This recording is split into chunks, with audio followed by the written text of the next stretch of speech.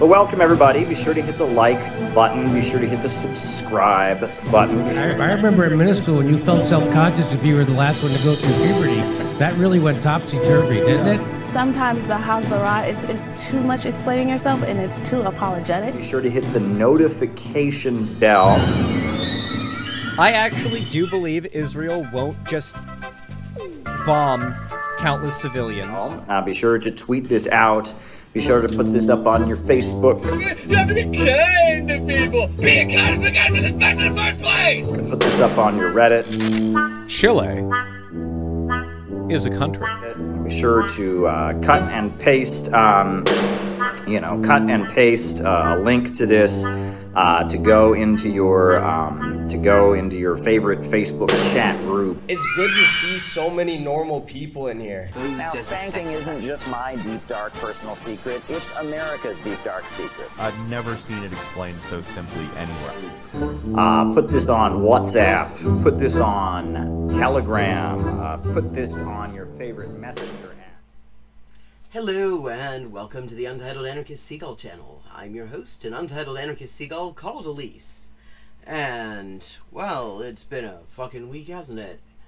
I had some kind of cool news, actually. The introduction to the book form of the Kallantai translation that I did last year, well, now it's the year before last, is finished, and I was looking through it, and it is brilliant. It's really great work, and says some absolutely lovely things about my translation, which is also cool.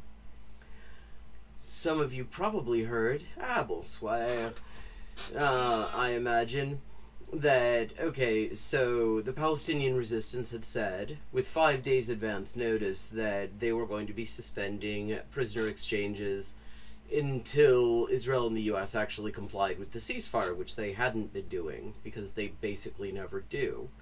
And Trump had responded by saying that all hell would break loose if they didn't go forward with the exchange and exchange all the captives, not, which is not what the actual deal calls for.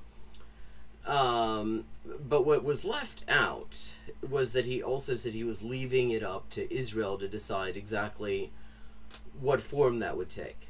And then Israel, they mobilized the reserves, canceled leaves, a bunch of other stuff, and all of that led up to them complying with the ceasefire. At the very least, improving their compliance significantly. They had a deficit of 3,500 truckloads of humanitarian aid that were supposed to have gotten in. They were short on a bunch of other things, and then there was also the small matter of them continuing to murder Palestinians, albeit at a much slower rate. But in any case, in terms of allowing aid through, the amount of aid being allowed through has gone up significantly. Muin Rabbani cautioning against calling this full compliance, but he said improved compliance would be a good term for it. It sounds about right. We'll have to wait to see over the next few days whether this level of aid delivery continues. But it does seem like the Palestinians having, for the very first time, a non-military enforcement option for ceasefires, that seems to have been a very wise thing. That seems to have made a significant difference, because this has not actually happened before, that the Palestinians have insisted on compliance with the ceasefire and Israel's actually done it, or even come close to doing it. Usually Israel just kind of ignores that sort of thing. So we've got all sorts of bullshit to look at.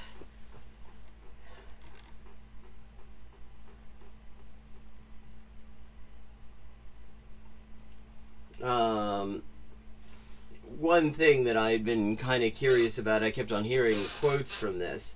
Jon Stewart decided had an interview with Hakeem Jeffries, the House Minority Leader, who had recently given a press conference where he said basically that the Democrats weren't going to do shit, which I personally find a helpful announcement, because they are much more harmful to any kind of actual resistance going on when they pretend to be doing something useful. That tends to bottle up the energy that could be used in productive ways otherwise. And so I was kind of curious to look at that. That's a fairly long one. Then we've got Ethan and Anna Transphobian are furious with Hassan. Hassan Abi reacts. We've got the ongoing self-debasement of Sarah McBride, the only trans woman out trans woman ever to have been elected to Congress, and that, I think, is... Oh, that's a short one. And it comes from the Young Turfs, who have, as much as anyone, created a climate where reactionaries feel they can get away with this kind of shit. So I think we might start that one out. Start out with that one. That's a short one.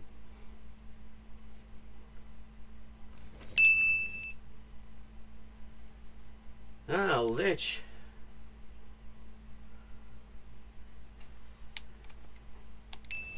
The chair recognizes the gentleman from Delaware, Mr. McBride, for 5... Yeah, like, seriously.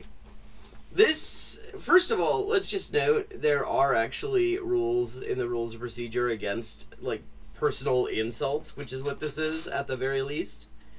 But what is just disgraceful, really, is the response. 5 minutes. Thank you, Madam Speaker. Yeah, not thank you, Madam Speaker. See, here's the thing. Sarah McBride has absolutely shitty politics. She is a shitty right-wing Democrat. She was very pro-genocide. She had to be shamed into signing on to the letter written by trans electeds criticizing Biden for eliminating federal administrative law protections for trans rights. This isn't about her. Like, this is fundamentally, it's not just her getting insulted here, and it's not just her debasing herself by just sort of taking it, not saying a damn thing. When I was elected, I promised to work with anyone who would help Delaware and Delawareans, and to stand up to anyone who seeks to harm my state. Yeah, okay, and that's an interesting way of putting it, because is she saying that the trans people in her state are not that people like Mary Miller, who used the equivalent of a slur directed at her, is not seeking to harm Delawareans, or is she saying that trans people in Delaware don't rate? Either way, it sucks. This really sucks, and it is actually harmful. This kind of pick-me bullshit is pathetic, actually. Instead of seeking common ground, the Trump administration from day one has waged an unrelenting attack on working people in Delaware and across the country, seeking to freeze funding for first responders, domestic violence shelters, schools, and healthcare facilities that my constituents rely on. Last week, as I traveled up and down our state meeting with seniors... Okay, we can skip this. People part of my state was worried funders or continue pivotal Walk 8 relies on were appropriated by... Okay, is it just going to be her speech, or are they going to comment on it? Anywhere in the Fed... Like, this is TYT Investigates. I would have thought that there was going to be some commentary, which would have been interesting, since TYT has done a lot to normalize the kind of bigotry that we just saw on display, and that Sarah McBride disgracefully just refused to call out in any way, even in the most timid sorts of ways. Federal government. That means no program is safe from unilateral evisceration. They are trying to decimate chamber and declare that necessity. Yeah. Okay, so I was hoping there was some commentary to react to, but there isn't. But anyway, I mean, that's just fucked up. That's, because, I mean, it was the same thing when they had the bathroom ban. And, she just basically just said, you know, this issue of basic civil rights for trans people is just a distraction, which was a very convenient thing for her to be able to say because she's the only trans person in the country to have a private bathroom on the premises. So it doesn't really affect her to the same degree in the first place. Like, I mean, this is fucked up. So, since there's no commentary from the Young Turfs on this, apparently, I'm just going to leave it at that, I suppose, and see what else we've got.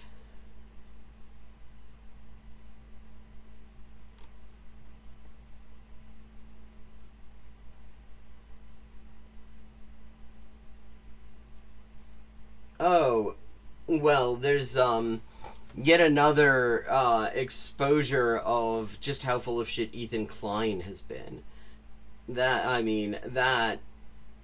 I saw little clips of that. That would merit a watch.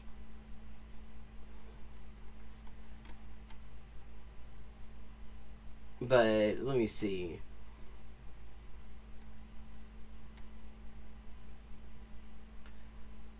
I mean, my personal preference would be one of those. Although, let's see what else we've got here. Yes, I saw that. Ethan and Anna outrage. Oh, yes, that sounds good to me too. Where is it? Ethan and Anna transphobian are furious with Hassan. Okay, let's do it.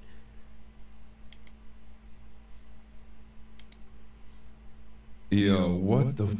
Bro, I just clicked on... Last week we watched quite a bit of the content... Ethan Klein's content nuke of Ethan Klein.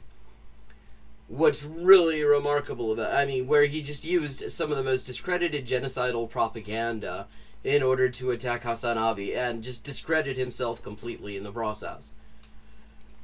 Just clicked on Twitter and the first thing I see is just something insane. The nuke is ruining my relationship. My boyfriend defends Hassan. I thought I could ignore it. I don't want to control what he consumes, and I just told him not to watch Hassan in front of me, and he agreed. Now, with all this new information about it, I can't ignore it anymore. I can't even look at my boyfriend. Like, why? I mean, wait a second, because you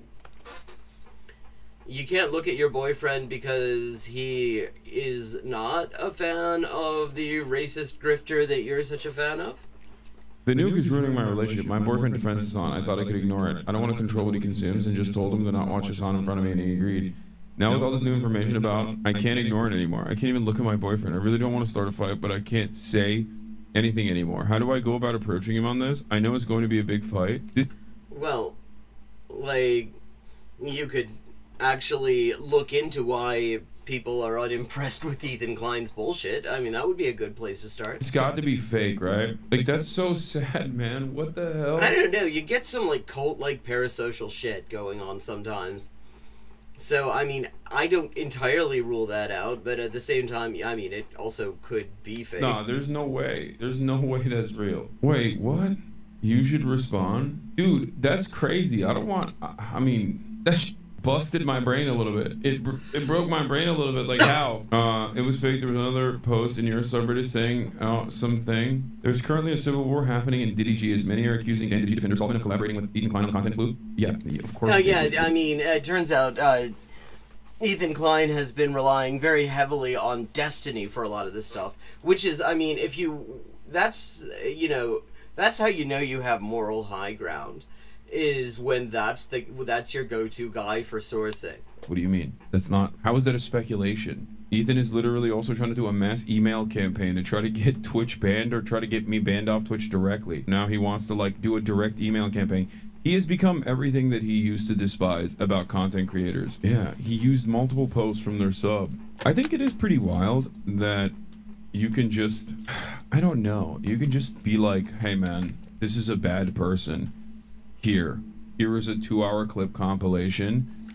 Yeah, except the 2-hour clip compilation does not actually... I mean, apart from some things, like, it turns out there was a bit we saw, I'm pretty sure we saw it on stream, where he shows this guy who I'd never heard of, who, like, there was this short clip of him saying that he loves Hassan.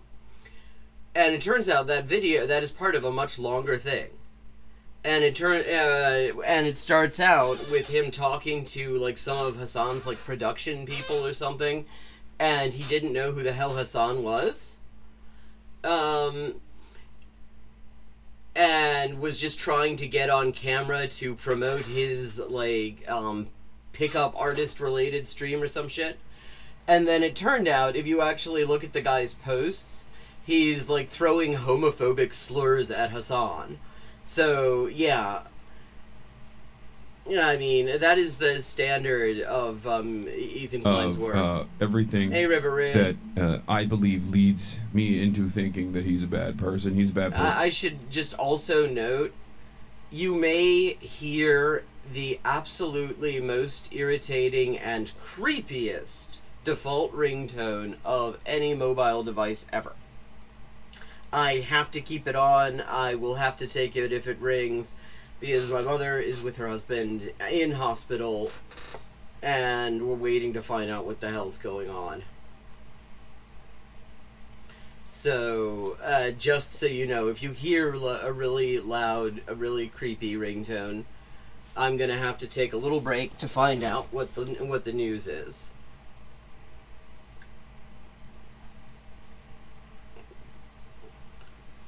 That's two Mungers we've had in chat.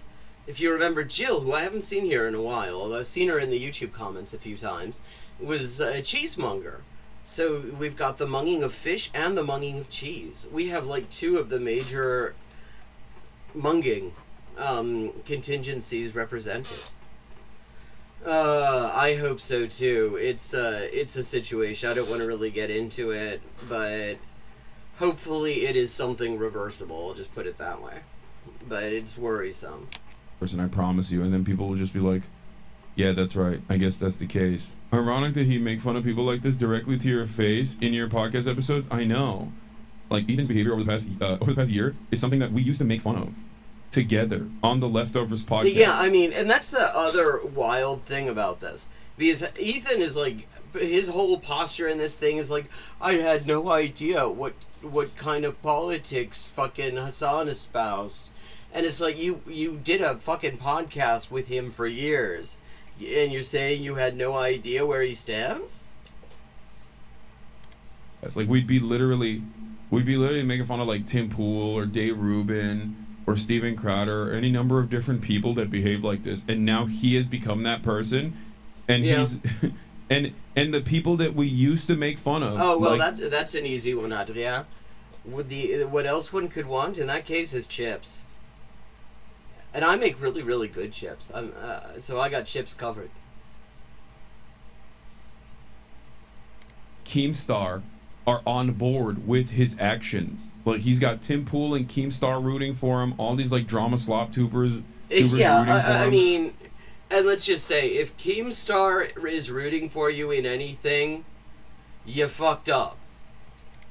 And no one in his community goes, wait a minute. I mean, Keemstar, I would have to say, from all I've seen, is a bigger scumbag than Pim Tool, and that's saying something. Some weird people here. Is the community dynamic changing a little bit?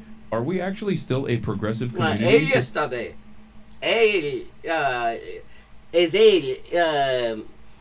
Que tem o problema.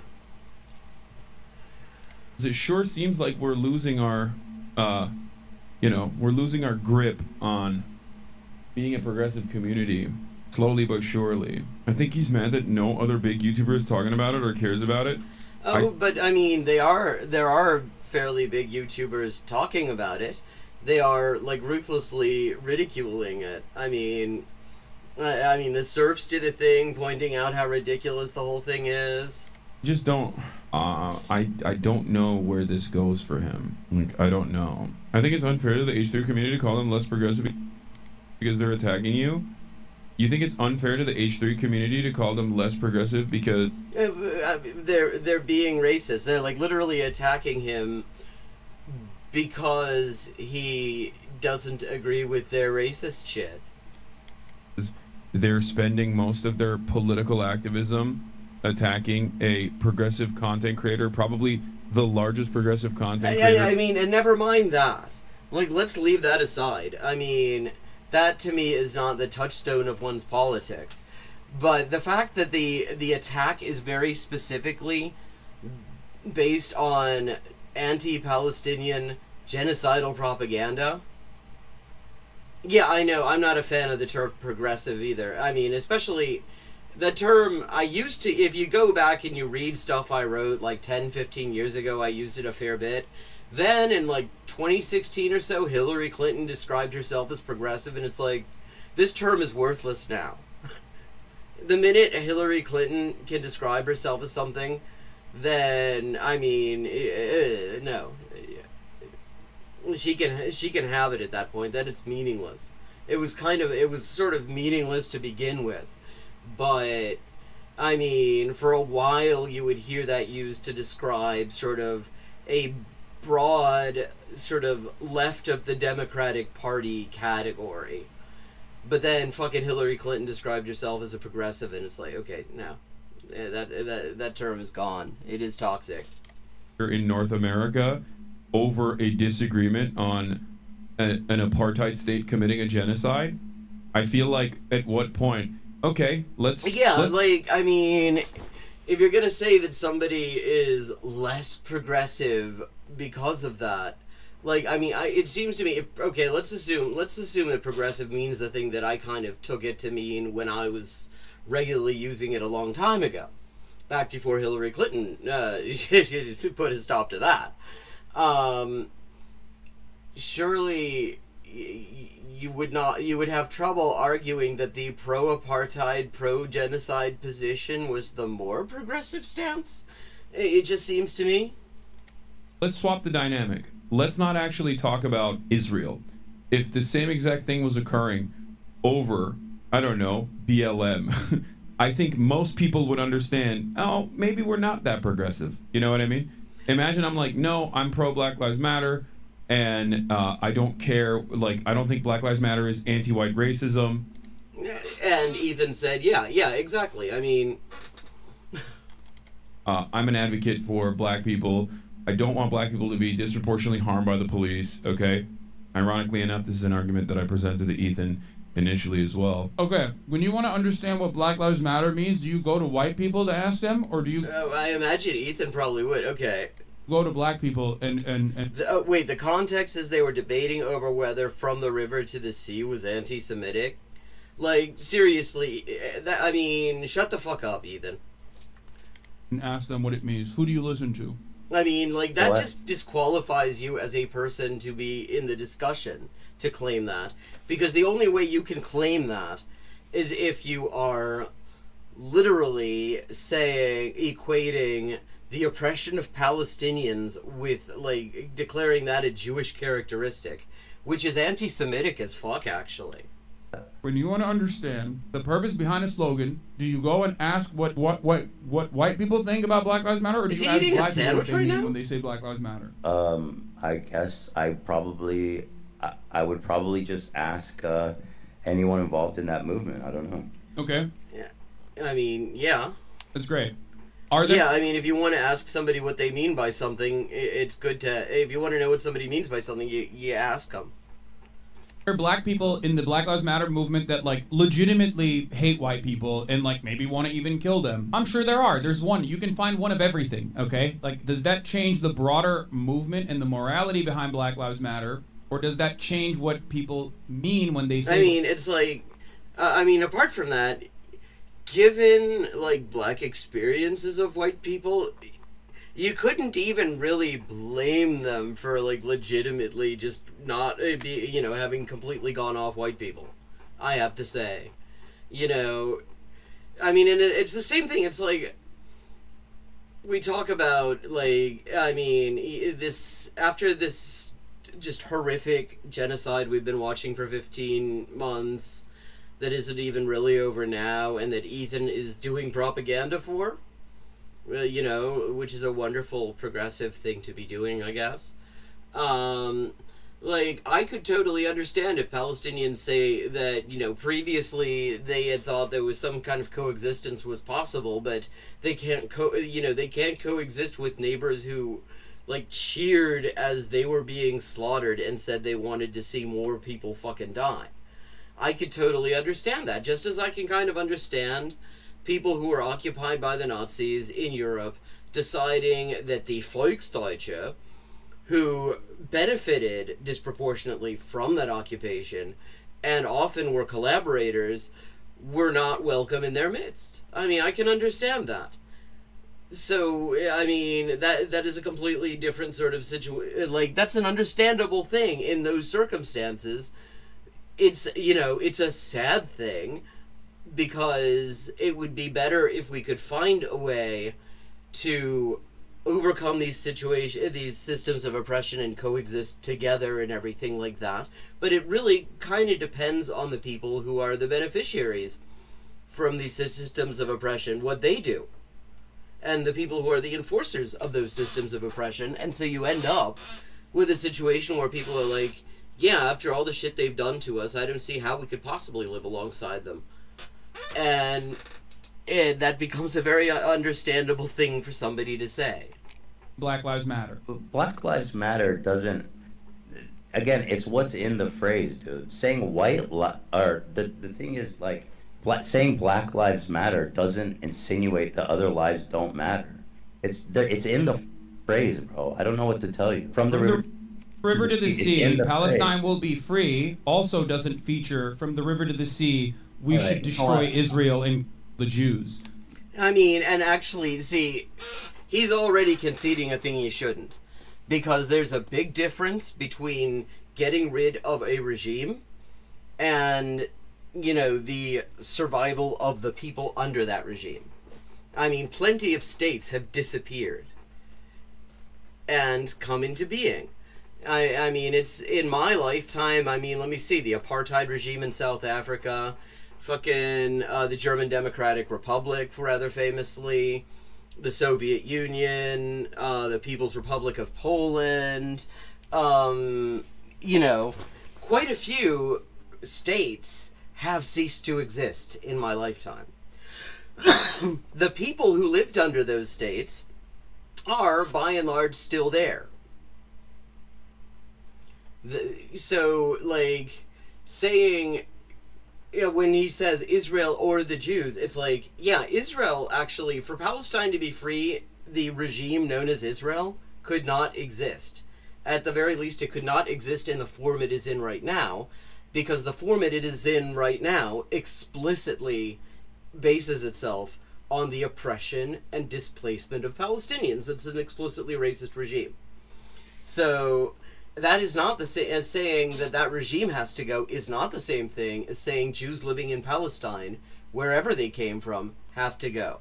Those are two very different things, and he's making a concession he shouldn't. You're the one who's saying that is the secondary implication behind it. And then everyone was like, nah, dog, you don't understand. This is actually, you're promoting anti-white racism. You want white people to be killed. Here are a million different clips out of context where you've talked about things where it makes me feel like you're on board with the Black Panther Party, which is a terror cell. Yeah. You know? I mean, actually, this is a good analogy. It's American government absolutely had to good. prosecute and assassinate their leadership, and then spent their entire time constantly repeating that over and over and over again, and then simultaneously aligning themselves with the likes of Keemstar, Tim Pool, and numerous other right-wing content creators. At a certain point, you would have to realize, like, maybe you're either A, being duped, or B, no longer as progressive as you are. Or maybe it turned out you never were. Maybe it took maybe sometimes it takes something like this for somebody to actually, like, realize they're more reactionary than anyone would have thought they were. Like, I'm coming very late to the Ethan Klein thing. Like, I'd never heard of this guy before, until, I think, Imperialism Bad was in chat some weeks ago and said, you should do something about that. And I'd never heard of him. And then I couldn't really find anything that seemed like really sort of, that I could sink my teeth into properly. But it seems like he's just sort of taken the opportunity to just do pro-Israel propaganda. There's a lot more money in it. There are much better career prospects to do pro-Israel propaganda. I mean, that is absolutely a better career move if that's like your fucking, if that is how you judge these things, if that is your criterion. Especially considering that, a lot of this conversation revolves around calling me un-American. Just 1 second, I have an update.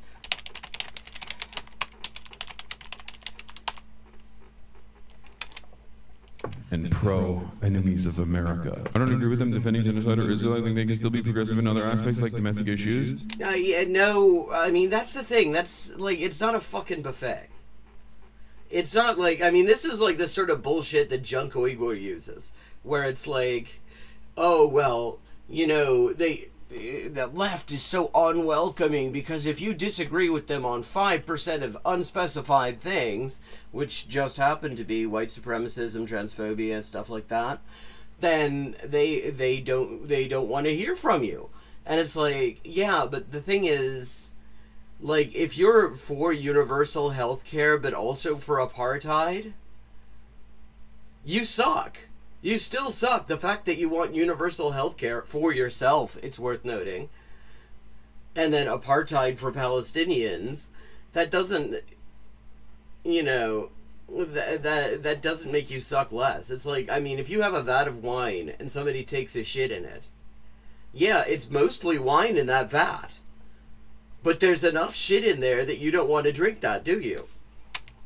Yeah, I'm just saying, I think you're, wait, why are you, yeah, okay, Strasserites are also pro, social safety nets, you know what I mean? Nazballs. I guess they're woke now. I mean, some of them are. Some of them are actually, it's like very uncertain. You know what I mean? Yes, there's a concept in progressive circles and in socialist...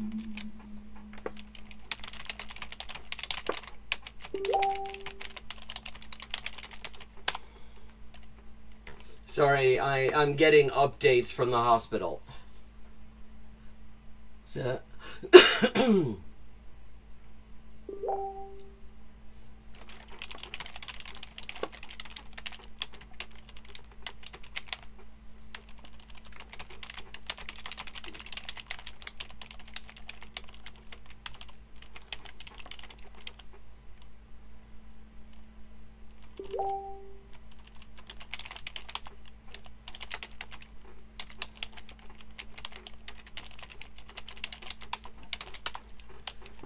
Okay, I'm back.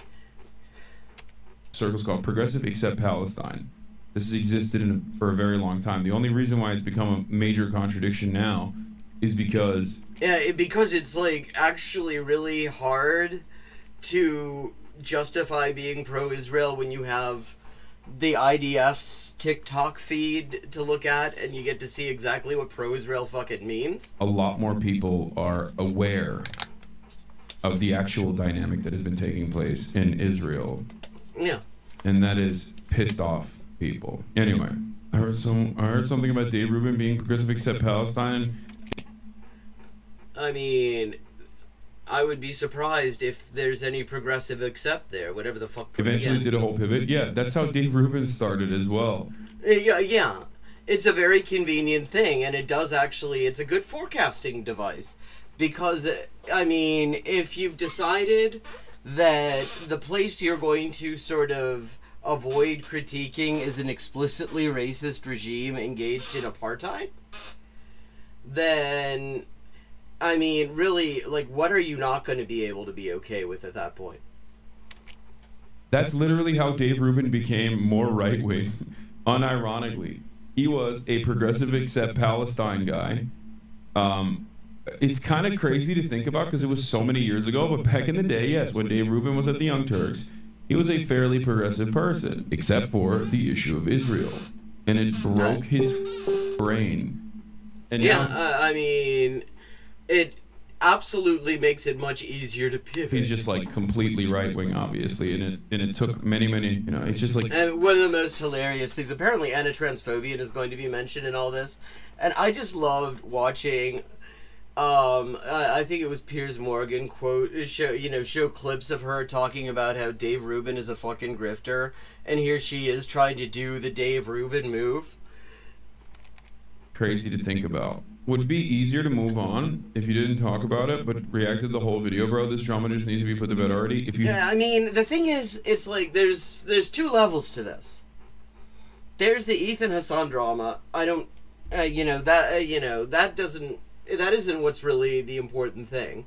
What's the important thing is how Ethan is using this McCarthyite shit and using debunked genocidal Israeli propaganda as part of his attack. He's endorsing like screams without words, which was this fully discredited New York Times article by David Gettleman, co-written by Anat Schwartz, who had posted all sorts of things on her Facebook about how she just wants to see all Palestinians dead and stuff like that. And then in his later one, and he's responding to Denims, who is a streamer I'd never heard of, but did a debunking of him. He looks at Sheryl Sandberg's completely discredited bullshit fake documentary, Screams Before Silence, and then lies about what's in that fucking movie. Lies to his audience, shows these short clips, and lies to them about what they show. You think, first of all, me not reacting to the video really pisses them off. And I already stated that I would be down to debate. The video is about me. I already know what's in it. I've already addressed it before the video even came out, which is precisely the reason why I said what I said. I'm down to debate if he wants to on this issue, okay? Secondly, if you think that actually watching the video is going to do anything but supercharge the drama, you're delusional. I've talked about this a lot. Reactionary thought is alluring. So when you start training your brain to believe things from a reactionary point of view, you start basically, it's the opposite of muscle training, right? If you don't actually constantly work out, you're inevitably going to become a weaker person. Okay, I'm interested in this line of thought. Your muscles are going to go away and then maybe even be replaced with fat, okay? That's how I feel about critical thinking. If you engage in critical thinking and you constantly do it and you apply it all the time, okay, you cause that muscle not to atrophy. Yeah, I mean, I agree totally. I mean, I consider it's a discipline that I try to maintain. You know, in terms of, let's say you get a bunch of, say, wild claims from Israel about some shit that went down that Palestinians are supposed to have done. Well, Israel's credibility is non-existent, but it's not impossible that certain things happened. And so the discipline comes in where you say, okay, what did they actually say? And then you wait and you hold your knowledge of what they say in suspension until you start seeing the other shoe drop. I mean, you avoid just, and a lot of people made this mistake. I mean, I would have to say, also from the sort of, from the pro-Palestinian side as well, there were some people who would just sort of accept as read these Israeli claims before there was any evidence provided and before they were ultimately just debunked. I'm not sure if there's anything that they claim about October 7th that is not at least unsubstantiated at this point. But you had people who were saying, maybe that happened, but it doesn't change the dynamic. Hassan said that very early on. For example, we saw him. It was in the Ethan Klein's content of himself. But then you also had some people who went out and condemned that stuff. And it's like, no, this isn't the thing. This isn't it. You gotta wait. I know you want to react. It's designed to provoke a reaction. That's the idea. It's designed to create a certain mood and it's designed to make you fucking have a gut reaction and a hot take, and you just have to sit there and say, okay, people who I know are full of shit just said this. We need more information before we can actually have a take, other than the source has no credibility. Reactionary thinking, on the other hand, is atrophy. And it slowly creeps in. It slowly creeps in. And it can be on a number of different issues. It can be on Israel-Palestine. And as long as it's left unaddressed, I think for many people, they still can fancy themselves to be progressive, except for Palestine. And yeah, exactly. I mean, it's like you have like sock dems will be like, you know, they're pro-imperialist, but they want health care. And it's like, and they don't see a contradiction there. And go along with it for years and years. But obviously, the events that have unfolded over the past 16 months have caused those contradictions to be in the forefront, which are causing people's brains to collapse. For others, it can be about crime. You see crime taking place in front of you, and you just kind of lose it, where you go, oh my God, this is like a genuinely emotionally traumatic moment. Why is nobody doing something to it? Yeah, I mean, exactly. And the emotionally traumatic aspect is precisely what you have to sort of fight against with this kind of propaganda as well. That is really the thing, because it's like they came out with these like horrible descriptions and stuff like that of all these horrible things that turn out not to have happened. But for a while, that was all you heard, and it takes longer to investigate and wait to see if evidence emerges and examine that evidence critically. That is always going to take longer, and it takes way more energy than just reflexively accepting it and condemning. Address this, and then that's when reactionary thinking kicks in. Reactionary thinking, right-wing thinking, is illogical. It's emotional. Okay? See, you don't care I about... don't know about that. I think, like, reactionary propaganda certainly is very much about, like, playing to emotion.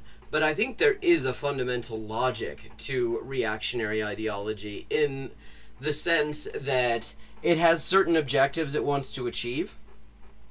And so it creates a worldview that justifies those objectives, you know. So, you know, you want to like reinforce societal racism. So, of course, you want to talk about all kinds of IQ bullshit. You know, you want to justify the oppression of Palestinians. So you create a narrative where, when left to their own devices, they do all sorts of horrifying shit. Or whatever. I mean, there is a certain logic behind the beliefs, even in their contradictions, because they're often mutually contradictory. Facts. You don't care about empirical evidence.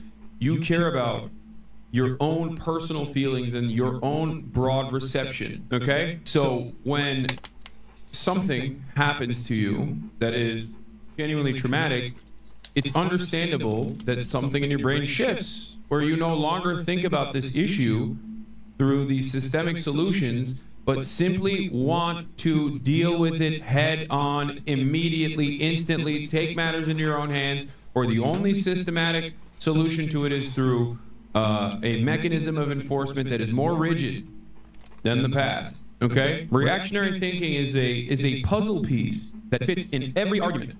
Okay? In every single argument. You always go, oh, I know the reason for this. It's DI. You know what I mean? Yeah. I know the reason for this. It's black people. I know the reason for this. It's women. I know why something is happening. Yeah. I mean, that is the thing. It is way easier to do. It is a much easier thing to do. I mean, it's like that. I mean, God, I'm going to be very, very cliched and make a Matrix analogy. Because that's never been done before. Nobody's ever made an analogy to the Matrix. I mean, that's just such fresh stuff. The movie's only 20 years old now.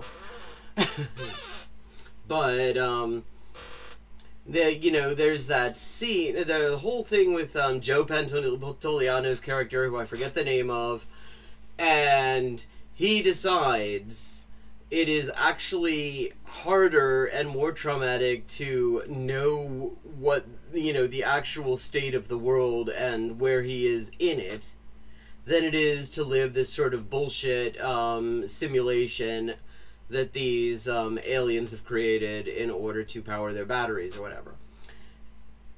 And, I mean, and that is really the allure of it. It is easier, because you just have to accept stuff at face value and not think about it too hard.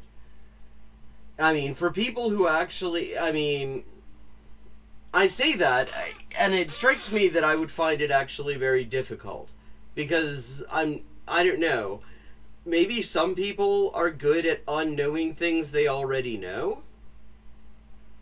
I've never been good at that.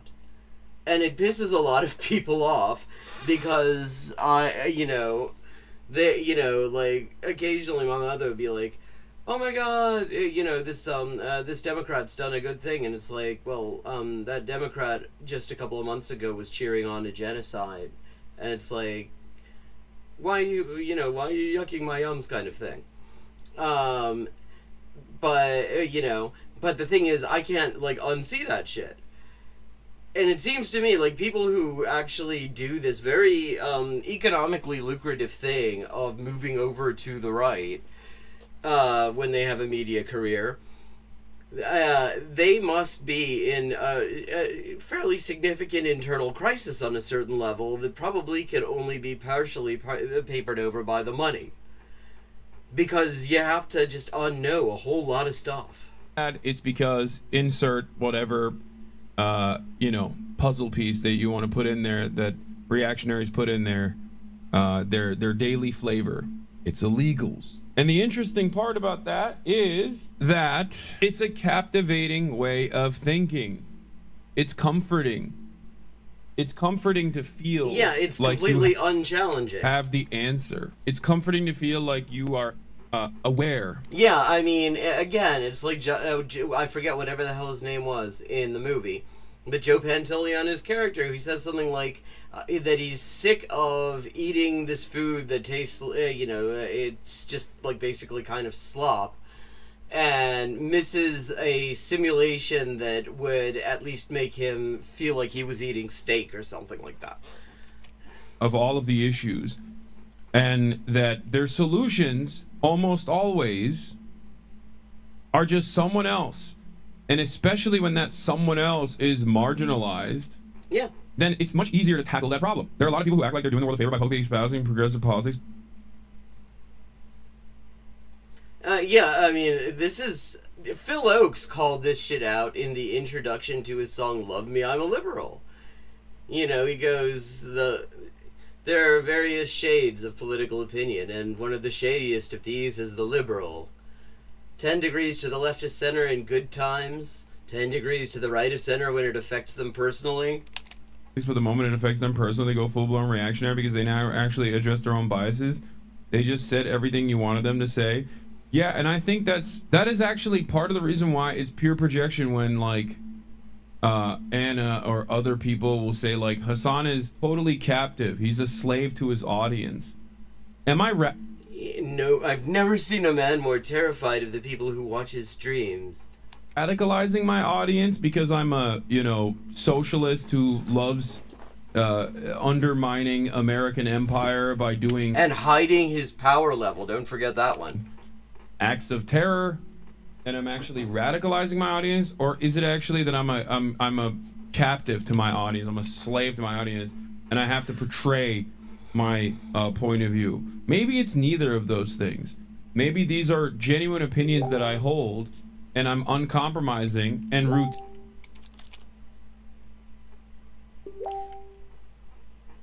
Oh.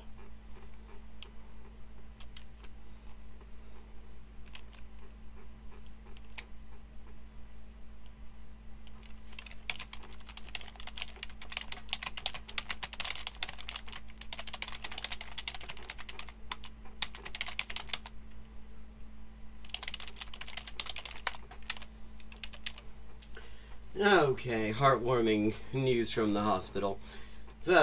Seems, well, we'll see what the fuck is going on. Routinely yell at my own audience all the time when Yeah. they say some silly. It makes no sense, but it I doesn't. mean, half of the time, from what I've seen, he is riffing off some bullshit that somebody in his audience said. I mean, that is one of the great things of streaming, actually. Like, chat is helpful in all sorts of ways. Even when people in chat are, like, actively hostile, which, I mean, hasn't happened that has hardly ever happened in my chat, probably just because very few people have heard of me. So, I mean, we did have those link spammers that River Rune dealt with so nicely, and I really appreciated how quickly you got that sorted out. Thank you for jumping in as a mod there. But, you have people who are listening to what you're saying, and they have some ideas. Yeah.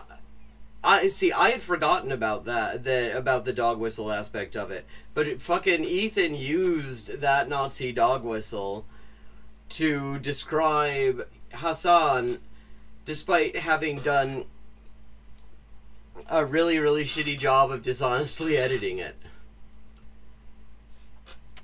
Doesn't have to make sense. Ethan's When a someone like schmuck. Anna says like Hassan is a slave to his audience, or Destiny used to say this all the time too. Epstiny, Sex Pestiny. Hassan is audience captured. Hassan is audience captured. Sex When Pestiny. they say stuff like this, that's actually projection. It's no different than saying you're virtue signaling. You're coming to the you're coming to the conclusion that the values that I'm espousing are virtuous, but I simply cannot truly mean it. Yeah, I mean, and of course the thing is, it's like, the idea there is that somebody could not just build a following by saying the things that are on their mind. And we know that's not true. Even when the things that are on a person's mind are complete shite. Like, look at Joe Rogan. He has never had a thought that anyone should ever have paid any notice to. Not a single thing he's ever said has ever been worth remembering. But he, with a little algorithmic boosting, he just sort of, gets fucked up, talks into a microphone, says some wild bullshit, and there's a whole community of people out there, because it's the internet, who listen to his weird-ass bullshit, and they're like, oh wow, I feel seen. I mean, that's the thing. It's like, yeah. I mean, the idea that I feel like people like Anatransphobian are kind of telling on themselves when they suggest that you couldn't possibly just be building a large following by honestly, saying what you see of the world and saying how you see it. I think we're learning a lot about how Anatransphobian views her engagement in media more than we are hearing about what Hassan has to say. I must be doing it for some cynical reason. Because if you were in that similar predicament, you'd be doing it for a cynical reason. As a matter of fact, maybe you are actually advocating for the things that you're advocating for some cynical reason right now. Yeah, I mean, I would have to say, given just how sloppily dishonest Anatransphobian's been, I'm going to say that strikes me as a more cynical thing to do. That's all this is. Okay? And I think for a lot of people, it truly stems... Like, if you were just trying to do this for the clicks and the money and the accolades and something like that, you wouldn't make a lot of the fucking editorial choices that he's made, actually. Like, because you would do much better to take the line that, the U.S. has to go and secure the trade routes against these Yemeni sanctions and stuff like that, and all the bullshit Bush was on about, and all the rest of the dickheads were on about, than to actually, interview a Yemeni sailor who was involved in implementing the sanctions. I mean, that's not something... If you're just doing it for, like, the clicks and the likes and the money and stuff like that, you would actually probably make more by just doing the sloppy, lazy thing and standing U.S. imperialism. from personal vendettas. It stems from personal insecurities. And I think people, maybe I'm like a little too autistic, okay? But for me, I care about your output more than the personal back and forth that we have. There are plenty of content creators who have treated me not so great. And I'm always going to be gracious until it gets to a point where they're just like so overtly hostile.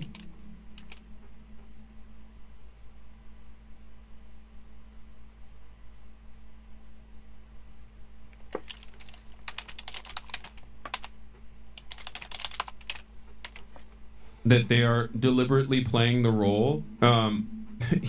Ethan isn't being cynical though. He does think you're racist, but he's also very stupid. I don't know. I think Ethan is being cynical though. I think what Ethan is doing is the most cynical thing ever. He's doing his own version of the anti-transphobian Dave Rubin dance. Okay. That's not... I wasn't even necessarily talking about Ethan here, but that's funny that you said that. Okay? The point I was trying to make is, maybe it's the autism in me, but I don't necessarily care about, like, envy as much as I, do I feel envious? Sure. Okay? From time to time? Certainly. Which is really, envy, like... Okay, did you watch the full video and fire Frogan yet? First of all, this is the operating, like, this is the brain operation that the smartest fans have. What do you mean fire Frogan? No, well, it's a fire Frogan. Like, I mean, it's some fire departments, there's a truck that you drive to get to the fires and put them out and stuff, and I guess others have a Frogan that they use? From what? Frogan is her own person. She's a see, this is how up I am with the streaming universe. I've never fucking heard of Frogan. Content creator on her own. Yes, she mods in this community as well. But like, what do you mean fire Frogan? No. And the answer is no. Over what? Hummus? Cup. Okay. Oh my god, I can't believe she wanted to make a 9/11 cake. Yeah, let me act like that is the most scary thing I've ever said. From a guy who literally said he wanted to the NRA headquarters, or said that Ben Shapiro would be the first to go to Holocaust camps. I can't believe Frogan made a edgy joke about 9/11. I guess you can only make edgy jokes. It's only been 23 years. If you're not a hijabi woman, Like, what are we doing? Where is the consistency, guys? Come on. Also, it's so stupid. Envy and jealousy are different. Anyway, my point was that for me, I think a lot of people that end up trying to make these arguments about how, like, Hassan is bad for politics and he's radicalizing his audience, yada yada yada. I think a lot of those people I was hoping we would actually have clips of anti-transphobia in here, but apparently not. Unironically are coming at this argument from a place of not like a political disagreement, but they're coming at this argument from a place where they have disagreements over something else, maybe jealousy, maybe envy, maybe anger, right? Resentment over something. But then they try to turn this into a political disagreement because everyone wants to moralize their consumption, okay? Everyone wants to moralize their consumption. Everyone wants to moralize their call-out. They can't just be like, I hate this guy, his vibes are off, okay? Or they can't simply say, I hate this guy because he's successful and I'm not and we're in the same field, right? Like, oh, I don't like that, he left the Young Turks. And see, I've never quite liked this sort of argument, to be honest with, because the thing is, it's like, the idea is that somebody couldn't possibly mean what they say, which is not the same thing as saying they're right about it. It's not the same thing as even saying they have a point. But it's the idea that somebody that somebody does not actually really mean what they're saying, and sometimes that's the case, but it's not something I would assume immediately. Was able to reach levels of success on his own. It's not about that, right? It's not about that. It's actually because that person is like audience captured, and that's the reason why he's advocating for the things that he's advocating for. He must not simply believe the things that he's saying. Like all of this stuff. Yeah, because obviously he's defending Yemen's sanctions against Israel to a U.S. audience because he wants the clicks, because he wants the likes, because that's the way you get popular in the U.S. is to take a war the U.S. has started and stand the other side. That's how you win. That's how you win. Personal perspectives masquerading as a political disagreement. And as long as there's no real massive political disagreement, I'll usually just like let it slide. I don't give a shit. You also hate your audience to the core? No, I love my audience. I love my community. My community's kept me alive. Okay. If I didn't love my audience and my community, I wouldn't be streaming at 5 a.m. every morning. Yeah, I mean, and let me just say, I have to say I really like my audience. I mean, there's a really nice, just generally vibe in chat, and that's really nice. Like I hardly ever have to do any kind of mod shit, and when I do, it's to do with like fucking spam bots and stuff.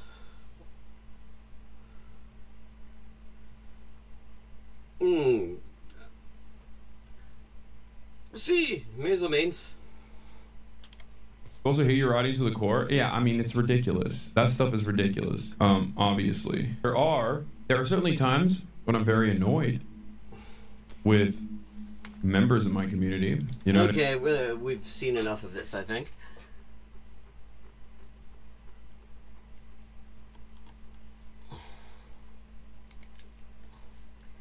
But keeping on with the nuking, the self-nuking Denims. of Ethan Klein. Get a load of this dumb. What a stupid dumb bit. Holy shit. Yeah, that's defamation. Straight up, man. Okay, first of all, she's okay. Here we go. Okay, we're gonna watch him lying about screams before silence. Shame on you.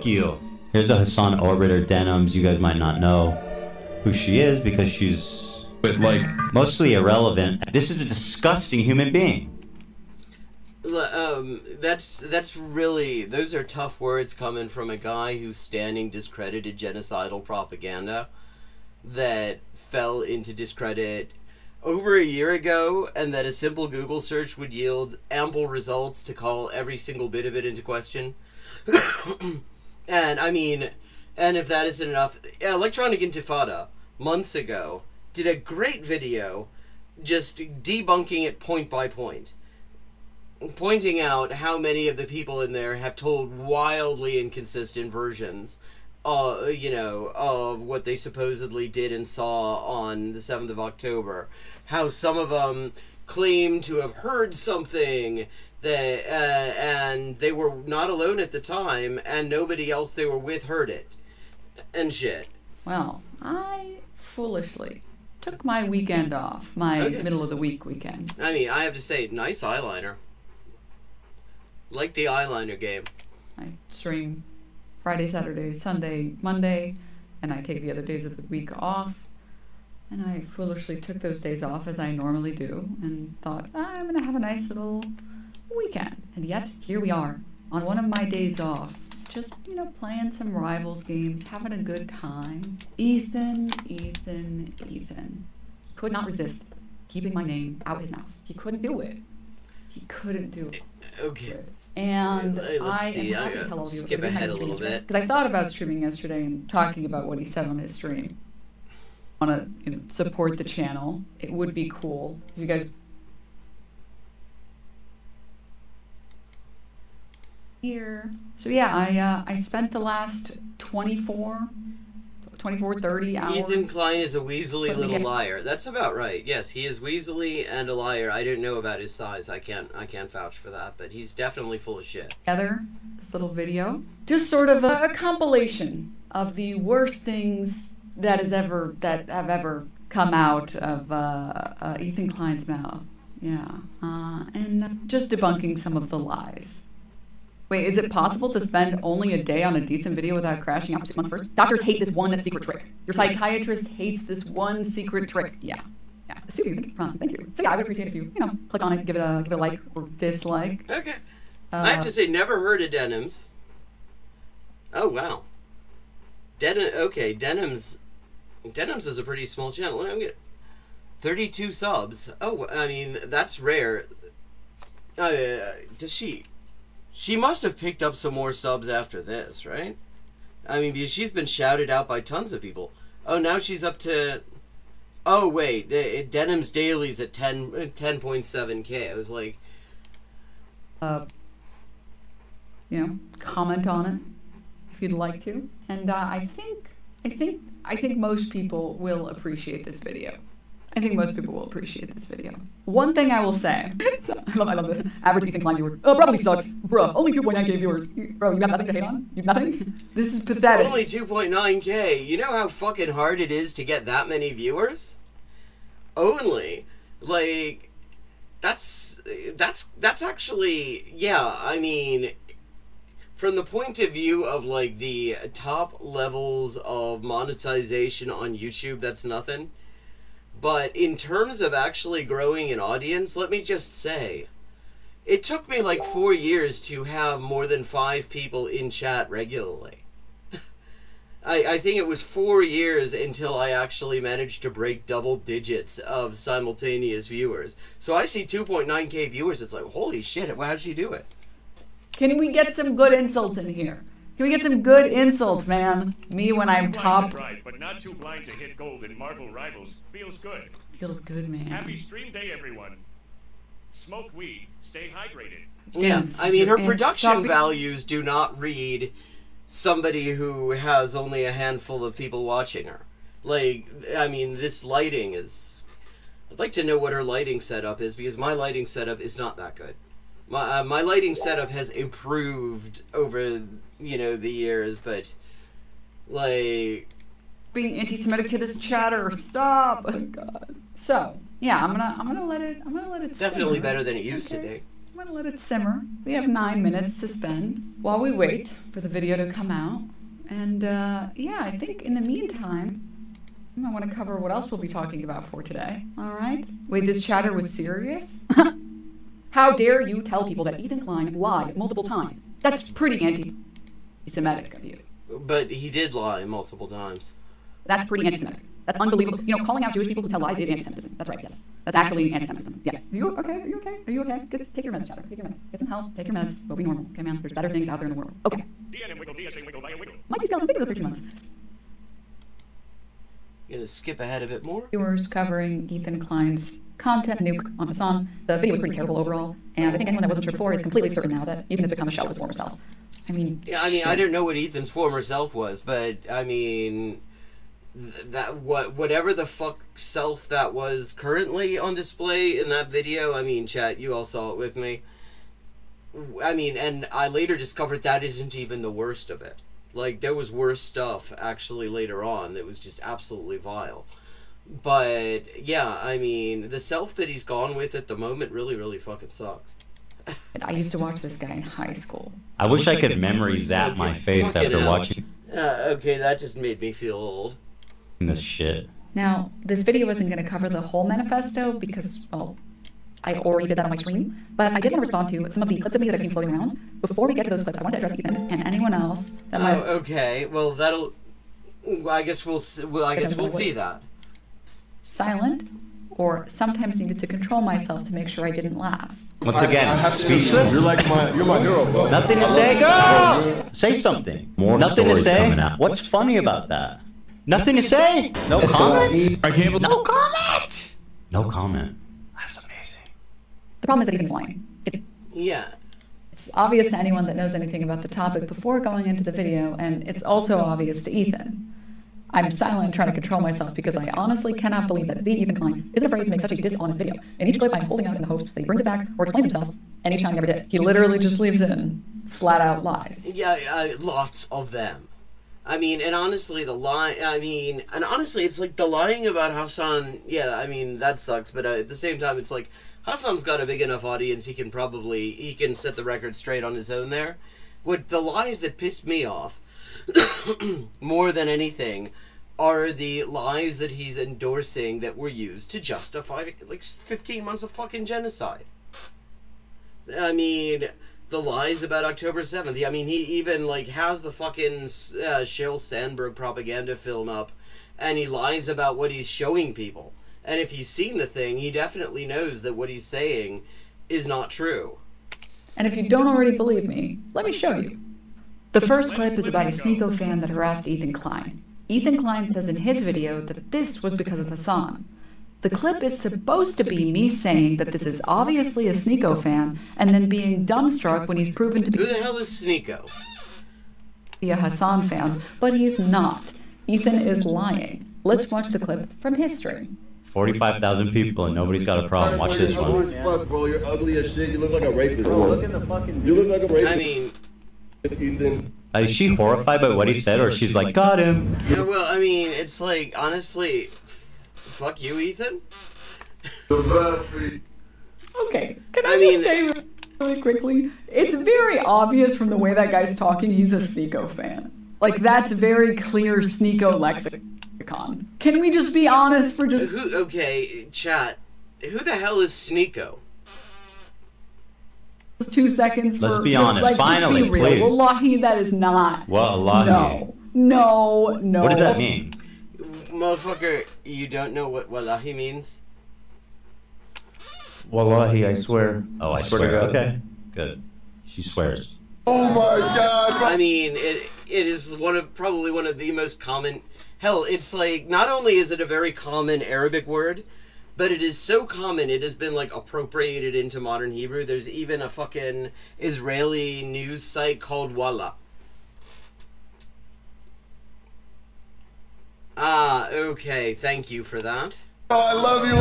Thank you. See, again, this is, this is why chat is really nice, because people can occasionally fucking fill in my gaps in my knowledge for me. Sweaty, bro. I love you, bro. I'm so sorry. I love you, bro. Once again, speechless. You're my hero, bro. Nothing to say, girl. You're the coolest guy. Here's the. You just grandstanded on how he's obviously just must not be a fan of Hassan. And like, how could she sit there so stupid and smug? Oh my god. Again, Ethan's lying. His proof isn't proof at all. The first time this guy shows up during this stream, it happens 15 minutes earlier when he meets Hassan's crew. Notice he doesn't react when they say they're going to find Hassan. Yeah. I mean, he says he lived in the occupied interior of Palestine, the 1948 territories, for 5 years. There's no way he's never heard somebody say Wallah. Because, again, not only is that common in Arabic, like, Hebrew speakers use it too. Just like Yalla, which is like, come on, let's go, has been appropriated into Hebrew to the extent that is the way you say, go on, let's go, hurry up. I mean, Walla's in there too, actually. What are you guys doing? What kind of content? We're just streaming. It's live streaming. Oh, live streaming? Yeah. I mean, I will say most of the time you don't say a wallahi. That is very proper modern standard Arabic. Most of the time, people just using it in like common speech will say wallah. I'm Yeah. a content creator too, bro. Yeah, sure. I do content. So you're just literally live right now? Yeah. Yes. How many viewers? You? Like Yeah. what, 30?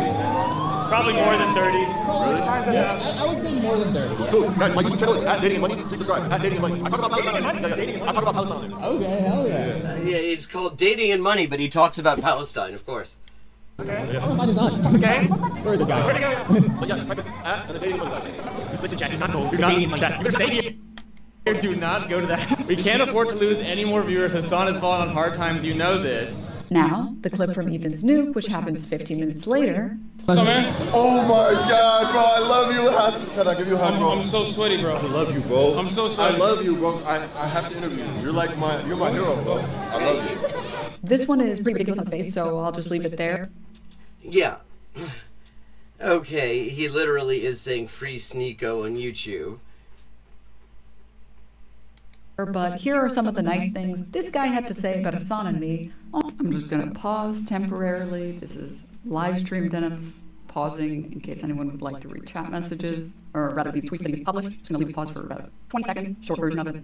Ethan doesn't do anything. But yeah, so quick pause. Yeah, I mean, he calls Hassan a homophobic slur. You're talking about transgenderism being a mental illness, calling Hassan a slur. saying, "Wait, say apologies." Yeah. And saying Nazi shit too. You know the difference between you and Hassan? What? Not Nasrallah. The difference between Ethan. The difference between you and Hassan Piker. Yes, what? Please tell me. So insightful. He never. I don't deny rape. I don't support terrorists. I mean, you kind of don't talk about the rape that definitely has happened, which is of Palestinians. I don't lie and gaslight and manipulate my audience. You kind of do quite a bit of all of this. The second clip is about a stream Hassan did reacting to Hassan Nasrallah. The accusation is that Hassan supports Nasrallah, and I made a fool out of myself by saying that that wasn't true, only to be immediately proven wrong. Let's watch. He never said Hassan Nasrallah was a good guy. Right. You explicitly said Gallant was a good guy. Right, exactly. Of course. Yeah, I mean, and of the two, the one that is just an absolute fucking deal breaker is Gallant. Because there's a lot, there's plenty you can criticize about Hassan Nasrallah. There's plenty of that. But he has not actually committed fucking genocide, actually. He has not put an entire population under siege and systematically deprived them of all of the necessities of life while carpet bombing them. Invented the legend of the Nazi atrocities. I don't have an issue with that. I can't believe I'm calling Nasrallah based. I mean, listen. You have to remember something, okay? A lot of these. Well, notice he says, "I can't believe I'm calling him based." That does not sound like somebody who expected to agree with him. Which is usually, if you really stand somebody, if you really like somebody, you kind of would expect to agree with them. Like, I mean, just remember, last week, we watched an FD Signifier B-Sides video, and I was expecting to actually agree with him, and I didn't.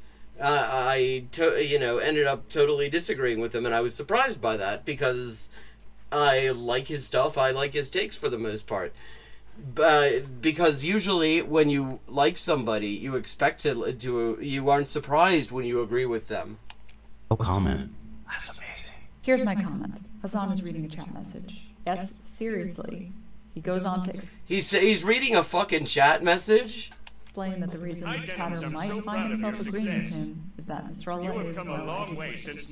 You have to remember something, okay? A lot of these dudes, you see them in their fits, and you hear about, like, some of their attitudes about, like, gay people, for example, and you immediately resort to Orientalist perspectives, not realizing that these are better read than you by a million. You might not agree with his methods, but ultimately, this has read a shit ton of books. Okay. Yeah. I mean, and that's certainly true. Hassan Nasrallah was extremely fucking well educated.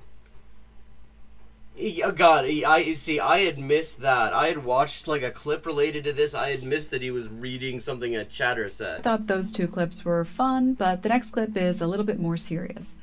Before we get into it, a quick palate cleanser. You'll notice when we get to the next clip, Ethan Klein put a banner labeling me as an ex-Destiny orbiter. He's doing this to distract from the fact that he's currently orbiting Destiny. Which is interesting. Hassan and his community is desperate to link me to Destiny, someone who I don't even know. They claim that he like ghost wrote my video, that he's my favorite. I mean, I have to say, having watched quite a bit of Destiny, it doesn't seem like he ghost wrote it. The style is different. We are starting to close Creator right now. I wonder why people might think that. For one, Ethan uses Destiny's subreddit as a source for his stream. Here's him doing it in October, and here's him explaining why he got the Frogan section of his video wrong. Here, it's right here. Oh, it's right here. Right at the top. Frogan Rising Star 2024. Right here. What even is this post from? Is it even from Destiny subreddit? Yes, it is. Okay, so that's the post. So that's the post. So that is where I found it, and like I'll admit that was sloppy. But really, we could also just ask Destiny. Here's what he had to say on October 22nd, the day after Ethan Klein got caught browsing his subreddit. I know it wouldn't look good for Ethan to publicly do anything with you, but if you reach out on private at all, privately we chat a ton, of course. Why do you think I've been off stream so much the past week? I'm like scripting these videos. Oh shit. I mean, Destiny having like fucking been utterly exposed as a whole different kind of scumbag than what we all thought he was to begin with. I mean, it's like we thought he had majored in the racist, genocidal bullshit kind of scumbaggery, and then he turns out to be a fucking sex pest. Like, he did a dual major. That's neat. And so I guess he's just decided he's gonna hang fucking everybody out to dry. But publicly, I mean, it's difficult to associate with him because Asana's just going to accuse me of like mind him, basically, right? If Ethan Klein is willing to lie about all this other stuff, what else is he willing to lie about? I never Destiny. Anyways, on to the final clip. Very good. So from Believe All Women to Pixar Didn't Happen, the vast majority of people, if not all, who were raped were murdered on the spot. Except that does not work. First of all, vast majority, we can just go to the Israeli prosecutor who is in charge of the October 7th inquiries, who said there are no charges going to be brought for rape. And the reason she said was they went through all the CCTV, all the body cam footage from the fighters who had been captured or killed, all of the eyewitness testimony, all of the forensic, and they could not find a single case. They could not find any evidence of it happening. Here's the thing, though. We are believing the women who come forward and talk about their sexual abuse or experiences. I'm not going to believe Biden when he tells me that everybody's getting raped. Yeah, I mean, that's the thing. I mean, he does this whole thing of, what do you mean, believe women? What about, are we supposed to believe women? It's like, literally, if he... in the fucking propaganda movie he's showing as he says all this does not include a single woman saying that it happened to her. Not one. The women in there, I mean, there's a cop who talks about stuff that she heard people say. We have a woman who claims that she heard screams, and the way the screams were done, something about the tone of voice made her conclude that it was something sexual going on. But the people who were with her didn't hear it. Then we have a couple of guys who have told wildly contradictory statements, one of whom doesn't even stand by those statements anymore. And then there are some Palestinians who were tortured into making confessions, and those confessions cannot be linked to any actual case. Like, I mean, the fucking movie is... I'll put a link... Hang on a second. I'm going to just drop this link in chat. I'll put it in the Discord in a moment, too. Electronic. Yeah, there we go. There is an excellent, just point-by-point debunk of all this stuff. There we go. Drop that in the Discord as well, since it is time to wrap up. So let me just say thank you to everyone who joined in. I hope you enjoyed the stream. And if you enjoyed the stream, please consider supporting the stream and supporting my ability to keep my head above water by subscribing on Patreon or with a one-off donation if you can. And if you can't, you shouldn't feel bad about that. Nobody should, because everybody's kind of fucked right now, and I understand it. And I would not want somebody to part with something that they're going to miss on my account. But if you wouldn't miss it and you would like to part with it, I would be, of course, extremely grateful. I will be back tomorrow night at 11:30 p.m. U.S. Eastern Time, and I look forward to seeing you then.